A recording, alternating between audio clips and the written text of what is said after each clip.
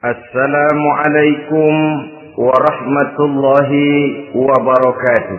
Waalaikumsalam warahmatullahi wabarakatuh. Bismillahirrahmanirrahim. Alhamdulillahi rabbil alamin. Wassalatu wassalamu ala ashrafil anbiya'i wal mursalin. Sayyidina wa maulana Muhammadin وعلى آله وأصحابه المجاهدين الطاهرين أما بعد. Saudara-saudara kaum muslimin seiman dan sekeyakinan yang berbahagia. Sebabnya kita berharap mudah-mudahan bencana yang menimpa bangsa kita akhir-akhir ini, entah itu merupakan gempa di Tarutung, tanah longsor di Padang Panjang, banjir di Bengkulu, kebakaran di Pasar Mercu Buana, Medan, kebakaran di Pasar Anyar, Bogor. Kita berharap itu merupakan ujian saja. Ujian yang harus kita terima dengan sikap mental inna lillah wa inna ilaihi raji'un. Segalanya datang dari Allah, kembali kepada Allah. Lalu apa manusia ini? La haula wa la quwata illa billahil aliyyil azim. Nah, ini musibah pertama. Musibah merupakan ujian. Yang kedua, ada musibah itu yang merupakan teguran dari Allah. Bukan ujian, tapi teguran. Yang namanya ditegur, tentu karena orang lalai, lupa diri, lengah, sehingga perlu ditegur. Dalam surah Ar-Rum ayat 41, Allah menjelaskan, Zaharul fasadu fil barri wal bahri bima kasabat aydin nas. Telah bertebaran kerusakan di daratan dan di lautan dari sebab ulah tangan-tangan manusia.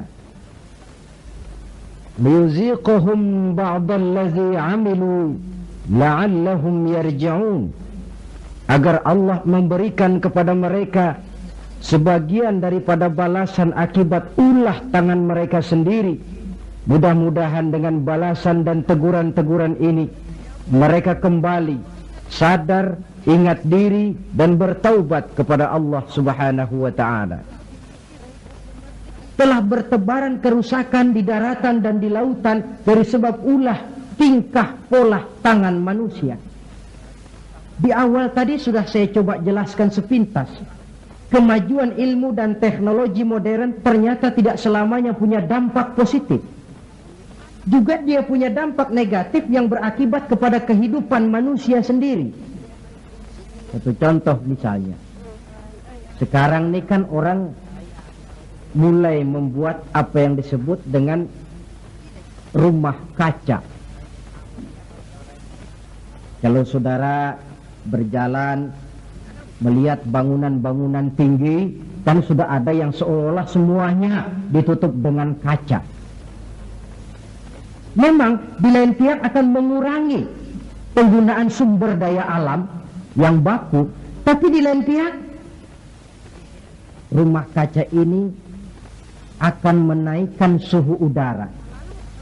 Akibatnya permukaan air laut akan naik karena mengembangnya air laut.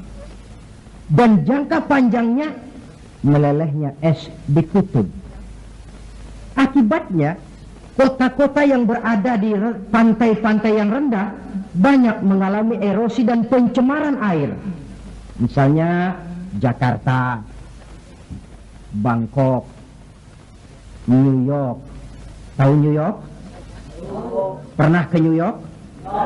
Ke New York belum pernah? Sama. Lalu percobaan nuklir, taruh kata di bawah tanah, tapi efek negatifnya tadi saya katakan, rusaknya lapisan ozon di atmosfer sana, di daerah Antartika, yang akan menghilangkan perlindungan makhluk hidup terhadap sinar ultraviolet dari matahari. Akibatnya frekuensi penyakit kanker makin meningkat. Keperluan akan bahan bakar menyebabkan manusia menebangi hutan semrawut. erosi timbul, banjir melanda. Di lain pihak gurun Sahara makin meluas. Sedangkan dunia, bumi yang kita tinggali ini bukan satu wujud yang tanpa batas. Bertebaran kerusakan di daratan dan di lautan akibat ulah tangan manusia sendiri. Kemajuan ilmu dan teknologi modern yang mengabaikan proses keseimbangan alam. Sunnatullah kata kita orang beragama. Hukum alam kata orang sekuler. Natural of law katanya, bahasa kerennya. Akibatnya manusia sendiri yang merasakannya. Maka musibah yang datang ini teguran. Manusia, jangan terlalu mengeruk sumber daya alam. Hai manusia, sadar bahwa kemampuanmu terbatas. Hai manusia, ilmu dan teknologi itu merupakan sedikit sekali dari ilmunya Allah. Tidak wajar lalu meloncat menjadi angkuh dan sombong karena temuan-temuan yang didapatinya di dalam penelaahan ilmiahnya. Ini bencana musibah yang merupakan teguran. Atau di dalam satu masyarakat yang maksiatnya merajalela. Yang ma'ruf jalan, tapi yang munkar juga jalan. Artinya 50-50. Majelis taklim ramai, majelis judi pun makmur. Pondok pesantren hidup, tapi juga tempat-tempat maksiat berjalan. Keseimbangan ini memerlukan teguran. Dan teguran itu sesungguhnya tidak hanya dalam bentuk bencana alam, tapi juga secara pribadi yang ada dalam diri kita. Kalau kulit mulai keriput, teguran itu, awas kereta mau berangkat. Jangan tua-tua keladi nak, makin tua makin menjadi. Sadarlah diri. Kalau uban sudah bertabur, kalau pandangan sudah lamur, kalau pendengaran sudah kabur, kalau makan pun cuma kuat makan bubur, tandalah tuh sudah dekat ke lubang. Awas kereta mau berangkat. Teguran yang datang menimpa diri dalam bentuk yang luas, yang merupakan bencana alam, musibah dan sebagainya. Ini bentuk yang kedua. Bencana merupakan teguran. Bentuk yang ketiga, ada bencana itu, musibah itu yang merupakan azab dari Allah. Dalam surah Ali Imran ayat 112, Allah subhanahu wa ta'ala menjelaskan, Duribat alaihimu zillatu aynama thukifu. Dimanapun mereka berada, mereka akan ditimpa oleh kehinaan. Illa bihablim minallah wa hablim minan nas. Kecuali mereka yang teguh berpegang dengan tali Allah, agama ini, wahablim minan nas, dan tali hidup bermasyarakat. Waba'u bighadabim minallah, mereka akan mendapat murka dari Allah. Waduribat alaihimul maskana, juga ditimpakan kehinaan dan kerendahan kepada mereka. Apa penyebabnya? Dzalika biannahum kanu yakfuruna biayatillah wa yaqtuluna al-anbiya'a bighairi haqq dzalika bima 'asaw wa kanu ya'tadun. Ada 4 penyebabnya menurut Ali Imran ayat 112 ini. Kenapa ditimpakan kehinaan, kerendahan? Lahir di tengah negara Katulistiwa, bagaikan jamrut mutiara daerahnya, subur makmur, hijau ranau, gemah repah loh jenawi. Tapi kadang-kadang tertimpa kelaparan, tertimpa ketakutan. Apa penyebabnya? 4 penyebab utama. Pertama, yakfuruna bi ayatillah. Mereka ingkar dengan ayat-ayat Allah. Baik ayat yang terucap oleh Allah yang kita namakan wahyu, Al-Quran, atau ayat yang tercipta oleh Allah, alam ini. Mereka ingkar. Mereka ambil manfaat dari alam, mereka kuras alam, tapi mereka tidak pernah syukur kepada Sang Pencipta alam. Kalau bahasa kasarnya kira-kira Tuhan kan jengkel. Bumi gue aja lu manfaatin gue nya, lu nggak mau sembah. Ingkar, kafir kepada ayat Allah. Itu yang mendatangkan musibah. Dijelaskan dalam An-Nahl 112. Wa daraballahu masalan qaryatan kanat aminatan mutmainnah. Allah memberikan satu contoh tentang kampung, kota, negara yang aman, tenang, tentram, damai. Ya'tiha rizquha raghadan min kulli makan. Rizkinya datang dari arah manapun saja. Apa saja ditanam tumbuh, menghasilkan buah yang bermanfaat. Air mengalir dengan jernih. Sawah terhampar luas, hijau menguning. Rempah-rempahnya tidak terkira lagi. Fakafarat bi'an'umillah. Tapi penduduknya ingkar kepada nikmat Allah. Apa yang terjadi? Fa'azaqahallahu libasal ju'i wal khawf bima kanu yasna'un. Akibatnya Allah hantam mereka dengan kelaparan dan ketakutan dari sebab ulah mereka sendiri. Jadi musibah yang merupakan azab itu datang, penyebab pertamanya orang kufur kepada ayat-ayat Allah. Baik yang terucap oleh Allah, yaitu wahyu, atau kufur kepada ayat yang tercipta oleh Allah, yakni alam yang terbentang ini. Penyebab yang kedua, wa yaqtuluna al-anbiya'a bighairi haqq. Mereka membunuh para nabi tanpa alasan yang benar. Membunuh nabi. Loh Pak, zaman sekarang kan nggak ada nabi, bagaimana kita mau membunuh nabi? Memang zaman kita tidak membunuh nabi secara fisik karena nabinya tidak ada, tapi menginjak-injak ajarannya, meletakkan ajarannya di bawah rasio. Itu kan sudah membunuh nabi. Buat apa kita agungkan namanya kalau kita injak ajarannya? Buat apa kita sebut dan kita sanjung dia kalau kita belakangi perintahnya? Membelakangi para nabi. Itu sudah pembunuhan kepada para nabi, pembunuhan gaya modern zaman kita sekarang ini. Muhammad itu manusia biasa. Sebagai manusia kan dia bisa salah. Karena itu yang mutlak cuma Quran. Hadis sunnah itu bikinan nabi saja, itu kan sejarah. Jadi sumber agama cuma Quran. Muncullah orang-orang yang ingkar sunnah. Itu kan juga membunuh nabi. Wa yaqtulunal anbiya'a bighairi haqq. Sebab yang kedua. Adapun sebab yang ketiga, dzalika bima asaw. Perbuatan maksiat yang merajalela dikerjakan terang-terangan. Agama memerintah amar ma'ruf nahi munkar kan, tapi yang dia kerjakan amar munkar nahi ma'ruf. Terbalik. Amar munkar nahi ma'ruf. Yang munkar malah dianjurkan, yang ma'ruf yang baik-baik malah dicegah. Yang munkar dianjurkan, bahkan diberikan iming-iming akan mendapat hadiah sekian ratus juta, akan ini akan itu. Yang munkar diiming-iming, yang ma'ruf malah dihalang-halangi. Pengajian sulit, dakwah kadang-kadang mengalami posisi yang tidak diharapkan.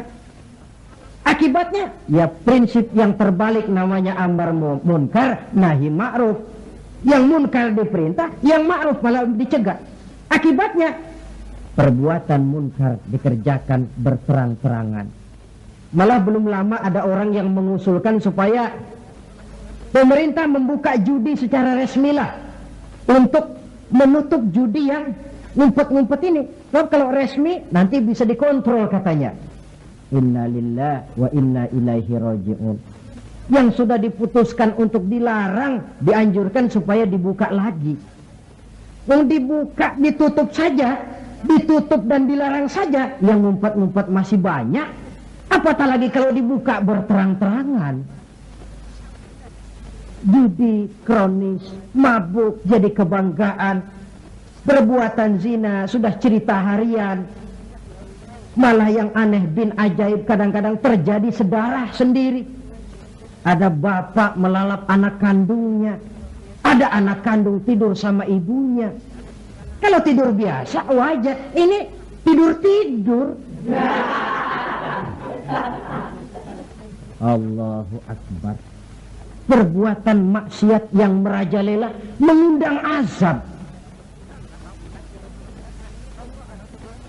Yang keempat, penyebab yang keempat, wa kanu ya'tadun. Mereka benar-benar telah melampaui batas. Yang kaya melampaui batas, menumpuk kekayaannya.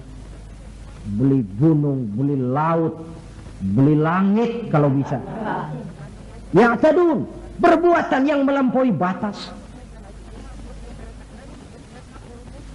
Nah, yang kita khawatir, kalau musibah yang menimpa ini merupakan azab, tinggal kita introspeksi dan mawas diri saja.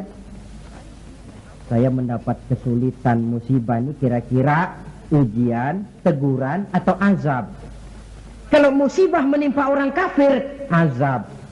Kalau dia menimpa orang baik-baik, ujian. Kalau dia menimpa orang baik yang berbuat dosa, teguran. Jadi jangan kita sholat saja tidak pernah, puasa tidak pernah, dapat musibah lalu bilang saya lagi diuji oleh Tuhan. Bukan diuji, itu lagi dikasih perskot. Panjer nih, perskot azab, kontannya di akhirat nanti. Saudara-saudara kaum muslimin yang berbahagia, sebagai uraian penutup, apa kunci menghadapi musibah-musibah ini? Dilihat dari segi agama. Saya kemukakan sebuah hadis qudsi yang diriwayatkan oleh Imam Baihaqi dari Anas. Saya kutip dari kitab Mukhtarul Ahadits An-Nabawiyah. Allah Subhanahu wa taala berfirman dalam hadis qudsi ini, "Inni la ahammu bi ahlil ardi azaban." Kadang-kadang kata Allah, aku ingin mengirimkan azab kepada penduduk bumi ini. Jadi kalau logika kita, kalau melihat tingkah pola manusia ini, aku gregetan kata Allah. Pengen aku tumpahkan saja azab kepada mereka, sudah biar habis semua. Inni la ahammu bi ahlil ardi azaban. Kadang aku ingin menghantam mereka dengan azab. Falamma nazartu ila ummari buyuti. Tapi kalau aku melihat kata Allah, orang-orang yang memakmurkan rumahku. Siapa orang yang memakmurkan rumah Allah itu? Orang yang rajin memakmurkan masjid. Kalau aku lihat itu kata Allah, wal mutahabbina fi, dan orang yang saling cinta mencintai karena aku kata Allah, wal mustaghfirina bil ashar, orang-orang yang melakukan istighfar mohon ampun kepada Allah baik pada waktu pagi maupun petang. Surifat saraftu azabi anhum, aku angkat azabku dari mereka. Jadi rupanya ini yang meredam murka Allah itu. Allah sih maunya numpahkan azab, tapi begitu Allah melihat orang yang tekun memakmurkan masjid, rajin sujud, menghidupkan dakwah di masjid, orang yang saling kasih mengasihi karena Allah, orang yang mohon ampun di waktu pagi dan petang, azab itu, keinginan menyampaikan azab, aku tarik kembali kata Allah. Jadi apa obat pertama? Makmurkan masjid. Jangan sebaliknya. Kalau orang sudah lebih penuh ke gedung bioskop daripada ke masjid, kalau orang sudah lebih menyukai hidup berfoya-foya ketimbang membantu fakir miskin, yatim piatu dan orang-orang tidak mampu, kalau koran sudah jadi bacaan wajib sementara Quran cuma sekedar hiasan rak di rumah, tidak ada lagi nanti yang dipandang-pandang Allah. Wal mutahabbina fi, orang yang cinta mencintai karena Allah. Wal mustaghfirina bil ashar, orang yang memohon ampun pada waktu siang dan malam, sore dan pagi. Ini yang meredam murka Allah.